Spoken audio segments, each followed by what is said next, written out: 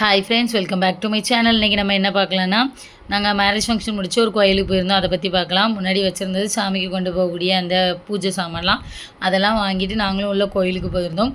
கோயில் வந்து ரொம்ப வருஷத்துக்கு முன்னாடியே உள்ள கோயில், பார்த்தாலே உங்களுக்கு தெரியும். சிலை எல்லாமே பழைய காலத்தில் உள்ள கோயில் மாதிரியே இருக்கும். இங்கே என்ன வித்தியாசமாக இருக்கும்னா, நம்ம வந்து சாமி கருவறைக்குள்ளே போய் சாமியை தொட்டு கும்பிட மாட்டோம். இங்கே வந்து சாமியை தொட்டு கும்பிடலாம்.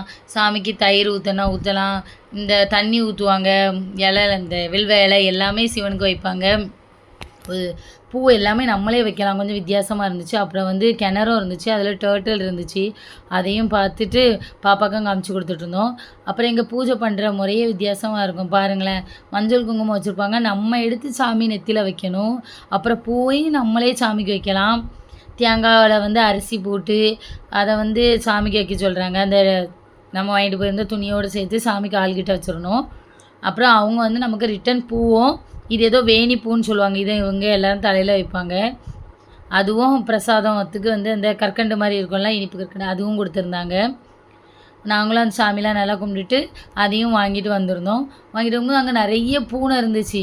எங்கள் பாப்பாவுக்கு அது பார்த்தோன்னே ஜாலியாகிட்டு பார்த்துட்டு அது பக்கத்தில் போய் விளையாடணுன்ட்டு சொல்லிட்டு இருக்கா. நான் கடிச்சிடும் சொல்கிறேன், கேட்கவே மாட்டேன். அது பார்க்க ஜாலியாக இருந்துச்சு. நீங்களே பாருங்களேன், அது சவுண்டு போடுறதெல்லாம்.